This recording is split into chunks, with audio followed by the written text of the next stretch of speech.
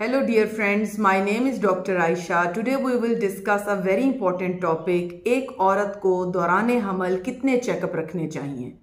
What is antenatal care? Antenatal care is a care you receive from a doctor or a medical professional during your pregnancy.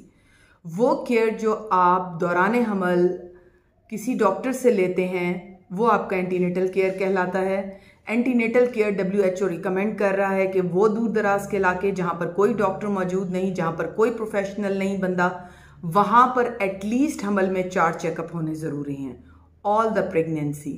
लेकिन जो journal आपको criteria है वो मैं बताती चलूँ कि जो फर्स्ट 28 वीक्स टिल प्रेगनेंसी है, यानी कि 28 हफ्तों तक जो है हर औरत ने वंस इन अ मंथ ज़रूर चेक कराना है। उसके बाद 28 से लेके जो 32 हफ्ते हैं उनमें इन अ मंथ ट्वाइस, यानी कि 2 वीकली जो है आप लोगों ने चेकअप कराना है अपना। और फाइनली जो आफ्टर 36 वीक्स हैं पेशेंट ने वीकली चेकअप कराना है अपने डॉक्टर को। अब ये एंटीनेटल केयर्स हैं क्यों ज़रूरी? लोग पहले भी डिलीवर होते रहते थे। बहुत सारे लोग कहते हैं जी कि हमारी नानी दादियाँ जो हैं बग़ैर डॉक्टर के पास गए जो हैं वो बहुत अच्छा चेकअप उनका हो जाता था और वो बहुत अच्छा डिलीवर करती थी और उनको जो है उनकी खुराकें भी ठीक होती थी। तो यहाँ मैं आपको बताती चलूँ कि अब रिस्क फैक्टर्स बहुत ज़्यादा हैं, उनको इवेलुएट करना बहुत ज़्यादा है ताकि पेशेंट जो है आने वाली पेचीदगियों से बच सके। एंटीनेटल केयर इज़ नेसेसरी कि रूल आउट किया जा सके अगर पेशेंट में कोई भी रिस्क फैक्टर है।